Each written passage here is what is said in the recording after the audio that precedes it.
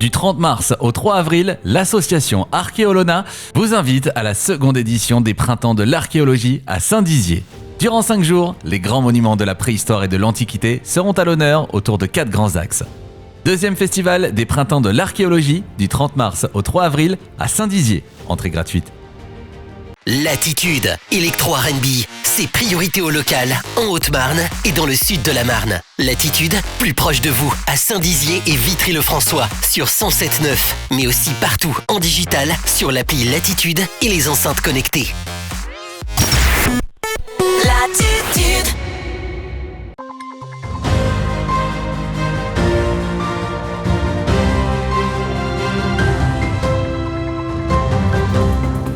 Bonsoir à tous et bienvenue dans votre 15 minutes info de ce samedi 2 avril 2022. Tout de suite, les titres de cette édition. Les chiens pour personnes atteintes de handicap ont été mis à l'honneur aujourd'hui à Saint-Dizier pour sensibiliser sur leur efficacité. Les reconstitutions ont débuté au pied des remparts dans le cadre des Printemps de l'archéologie à Saint-Dizier. Ce vendredi, l'exposition Lumière sur la Lune a marqué le top départ de la saison culturelle du site Écuré Paul d'Avenir. Et voilà pour les titres. Connaissez-vous l'association Handi Chien ? Elle éduque et remet des chiens d'assistance pour enfants et adultes en situation de fragilité depuis 1989. Le comité haut-marnais a organisé une journée sensibilisation ce samedi dans le cadre de la journée de l'autisme. L'objectif de cette journée, mettre en avant les familles qui œuvrent au quotidien dans l'éducation de ces chiens, mais également les familles qui en bénéficient, et aussi de récolter quelques dons pour l'association. Écoutez. Les dons en fait vont servir à financer des chiens. Donc voilà, des chiens d'éveil, des chiens d'accompagnement, des chiens qui reconnaissent l'épilepsie, enfin tous les chiens qui peuvent accompagner n'importe quel handicap. Tout est sur don libre, en fait les personnes donnaient ce qu'elles voulaient. Et tout va à l'association Handi Chien pour que nous puissions en fait acheter de nouveaux chiens, parce qu'il faut savoir qu'un chien Handi Chien coûte 17 000 € pour la formation. Alors du coup, je suis Pascal Thomas, la maman d'Esteban, qui est présent ici, qui est diagnostiqué donc autiste de type Asperger et du coup qui a pu bénéficier il y a un an pile d'un chien d'assistance dit d'éveil qui s'appelle du coup Odin. Grâce à Odin, Esteban dort, ce qui n'était pas le cas avant. Il mange plein de nouveaux aliments, ce qui n'était pas le cas non plus. Et puis surtout, il l'apaise énormément. Donc on peut reprendre une vie classique comme monsieur, madame, tout le monde. Donc on peut aller faire du magasin, on peut faire du bowling, le cinéma, la patinoire. Donc on reprend une vie classique. Et du coup, ça nous permet, Odin est là pour apaiser Esteban. Donc quand il y a une crise qui se met en place, eh ben, on a des solutions autres que le fait de prendre la fuite et de partir. Maintenant, on peut apaiser Esteban et du coup, voilà. C'est juste extraordinaire pour nous. Et si vous aussi vous souhaitez faire un don mensuel, sachez qu'il est possible d'en faire un directement via leur site internet. Depuis quelques jours, l'archéologie est au centre des animations de la ville de Saint-Dizier. Ce deuxième festival, les Printemps de l'archéologie, organisé par l'association Archéolona et en partenariat avec la Cité Royale et l'agglomération, propose de faire découvrir aux habitants les secrets des combats romains et gaulois. Un village de reconstitution et plusieurs temps forts étaient au programme. Un reportage d'Alison Godefroy.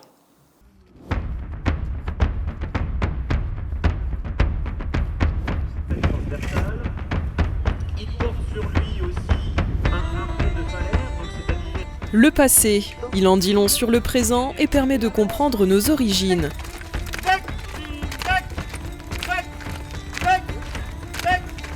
Devant les remparts, un spectacle, mais pas n'importe lequel.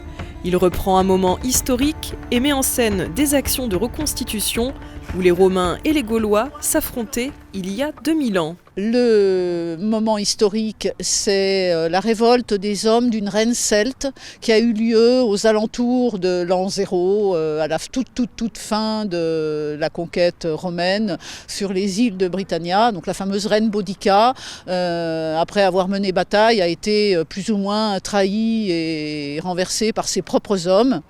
Donc cette histoire va nous permettre de montrer des Gaulois qui se battent entre eux, de manière à montrer au public les techniques de combat et les techniques de cavalerie, et notamment la cavalerie avec un char celte qui est bien particulier. Boudica, reine guerrière du 1er siècle, a dirigé la grande révolte des Bretons contre l'occupant romain. Elle est devenue une légende en Angleterre durant l'été 60, après Jésus-Christ. Cette reconstitution pose également la question de la place de la femme dans la société à cette époque. Chez les Celtes, elle peut être dirigeante. Chez les Celtes, elle gouverne. La femme gouverne, la femme travaille, la femme a un patrimoine. La femme existe dans la société au même titre que l'homme.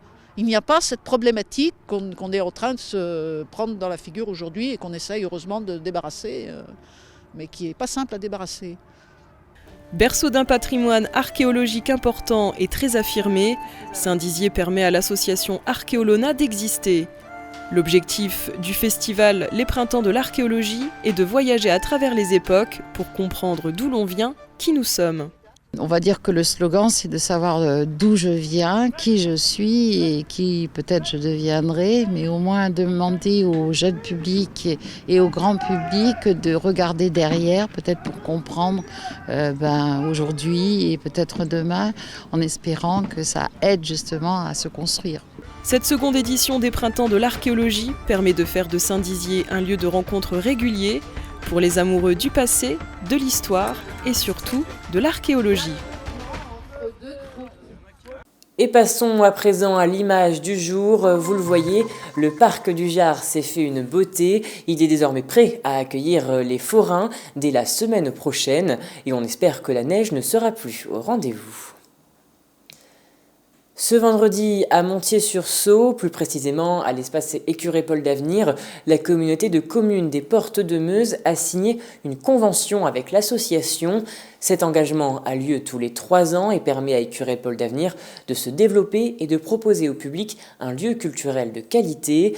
Ce moment a également été marqué par l'ouverture de l'exposition Lumière sur la Lune, un reportage d'Alison Godefroy. Ce vendredi, l'exposition intitulée Lumière sur la Lune a marqué le top départ de la saison culturelle du site Écuré Paul d'Avenir. Au programme également, la signature d'une convention triennale. Ce renouvellement a lieu tous les 3 ans et offre la possibilité à Écuré Paul d'Avenir de bénéficier d'une subvention à hauteur de 50 000 € de la part de la communauté de communes des Portes de Meuse. C'est compliqué de travailler au jour le jour et là d'avoir 3 ans devant eux pour monter des projets, pour trouver des partenariats, tout ça, c'est le tempo qu'on a trouvé et qui est plutôt bien. Et puis l'autre gros intérêt, c'est que ça montre que la commune est attachée à ce lieu, qui est un lieu entre autres culturel, en tout cas moi c'est ce que je défends aujourd'hui, mais pas que. Cette exposition est visible jusqu'au mois de juillet et offre la possibilité de vivre des expériences. Vous pourrez vous amuser à jouer avec, à chaque fois qu'il y a un rond bleu, on va déclencher une vidéo. Donc là on a tout le lunisphère qui est présenté, y compris la face cachée. Des ateliers ludiques autour de l'astronomie, des contes racontés dans le noir, des jeux issus de la ludothèque. Comme toutes les expositions qu'on accueille à Écuré depuis 5 ans, c'est vraiment une exposition ludique, interactive, participative. On n'est pas sur des expositions panneaux, on a vraiment choisi des expositions avec des manipulations. Et donc les participants, les visiteurs peuvent vraiment toucher, manipuler, soulever des choses, découvrir, jouer avec les ombres, etc. Depuis environ 7 ans, la communauté de communes des Portes de Meuse soutient Écuré Paul d'Avenir.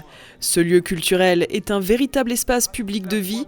Il offre convivialité et favorise la transmission de la culture. Il faut que ce soit le générateur de l'ensemble du territoire, quoi. C'est important que le site d'Écuré soit générateur et se déplace et intervienne sur l'ensemble de la Codecom Porte de Meuse.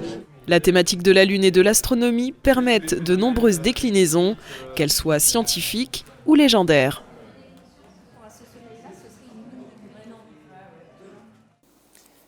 Et voilà, c'est la fin de cette édition. Merci à tous de l'avoir suivi.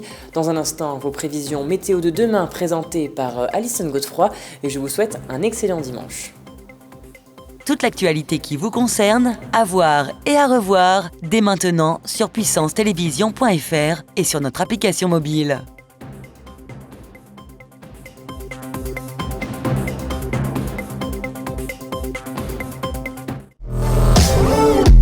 À partir de jeudi, découvrez votre nouvelle émission, Locaux, votre pastille économique. Puissance Télévision vous emmène découvrir, aux quatre coins de la Meuse et de la Haute-Marne, les entreprises incontournables de notre territoire. Ça, c'est imaginer et créer en Meuse. Imaginer en Meuse, en Grand Est, on est plutôt bien positionné pour ça, avec une filière automobile qui est plutôt riche. Tout simplement, c'était une évidence pour nous. Nous travaillons avec un laboratoire en région Grand Est, mais également d'autres laboratoires de l'Université de Lorraine. Retrouvez Locaux dès jeudi sur Puissance Télévision.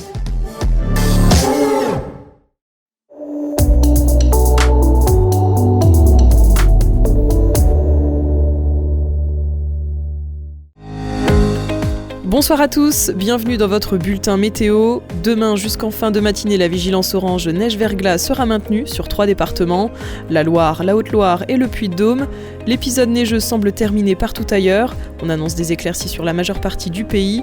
Côté température, l'hiver est de retour. On prévoit moins 2 degrés de minimales. Pour les maximales, elles seront de 11 degrés. On passe maintenant à la carte locale. Du côté de nos départements, on annonce le retour du soleil. Des éclaircies seront au rendez-vous. Pour les températures, comptez moins 3 degrés de minimales à Langres. Pour les maximales, elles seront de 7 degrés.